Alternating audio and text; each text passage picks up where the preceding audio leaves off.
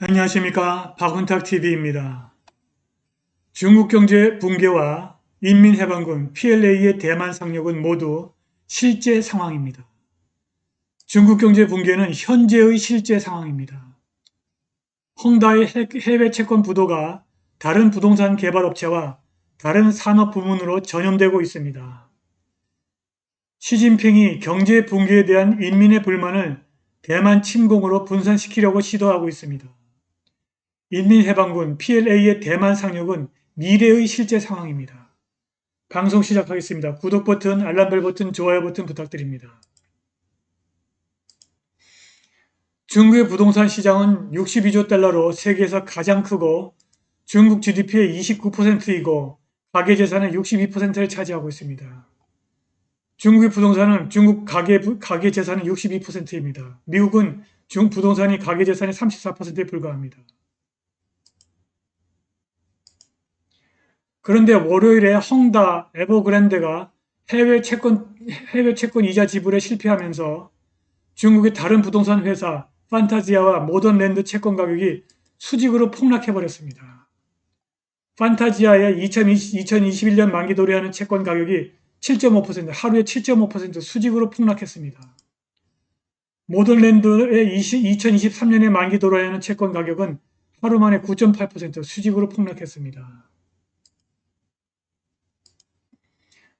블룸버그 지수에 따르면 중국의 정크 등급 달러 채권 수익률은 지난주 291 베이시스 포인트 상승한 17.54%로 약 10년 만에 최고치를 기록했습니다. 지금 중국 정크본드 투기 등급 채권 수익률이 지금 현재 여기에 와 있습니다. 홍콩의 에비뉴 에셋 매니지먼트의 분석가 클래렌스 탐은 로이터 통신과 인터뷰에서 오늘은 비참한 날이라고 말했습니다. 우리는 그것이 글로벌 자금 유출에 의해서 주도된다고 생각한다. 근본적으로 우리는 국내 모기지 관리가 개발자의 현금 흐름에 큰 타격을 줄 것을 우려하고 있다고 말했습니다. 그는 또 사람들이 새 주택에 대한 예금을 중단할 수 있다는 우려를 덧붙였습니다. 그는 중국 최악의 시나리오가 현재 진행 중이고 부동산 부문에 대한 신뢰 붕괴, 신용 하락이 확산하고 있다고 말했습니다.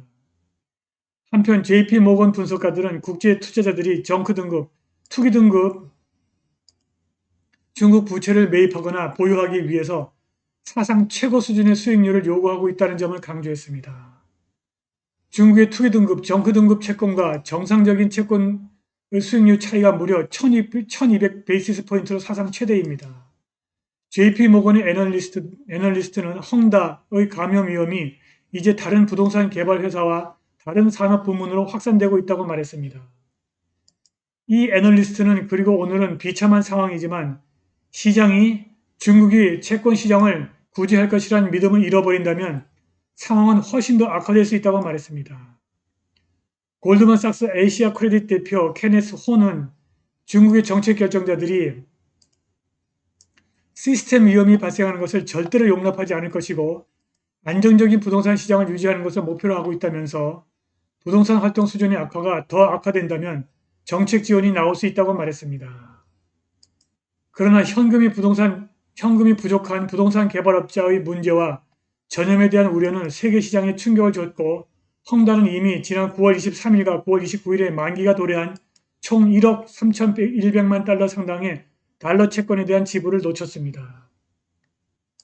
모건 스탠리의 길버트 웡 아시아 양적 연구 책임자에 따르면 중국의 부동산 부문 혼란은 지금까지 국내 시장에 한정되어 있으나 국외 채권으로 인한 긴장은 곧 중국 주식 거래자들에게 골칫거리가 될 수 있다고 합니다.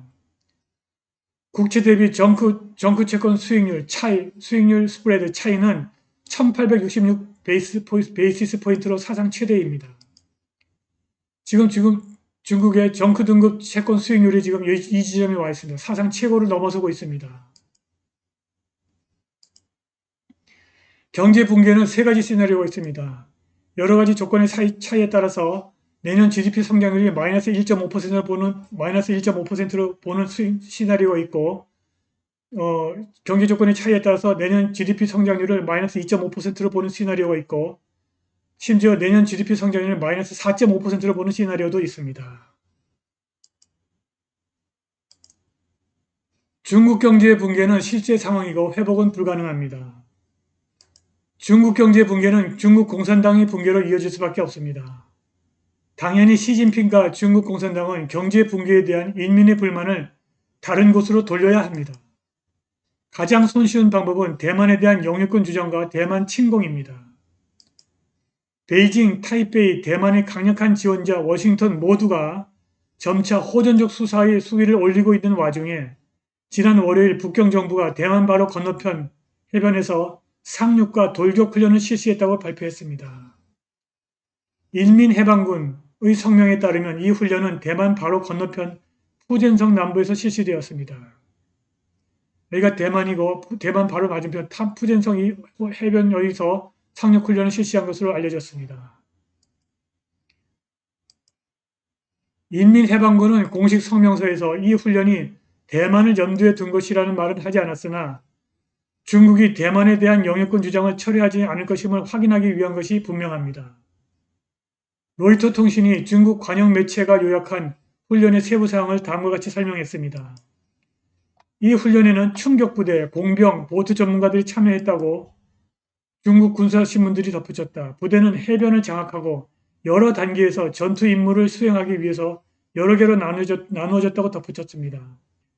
작은 보트에 탄 병사들이 해변을 습격하고 연막탄을 던지고 철조망을 뚫고 모래에 참호를 파는 영상을 보여주었다.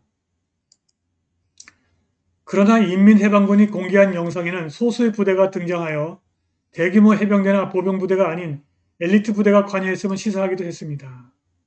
로이터 통신은 푸젠성이 지리적 근접성으로 인해서 중국의 대만 침공을 위한 핵심 출발 장소가 될 것이라고 언급했습니다.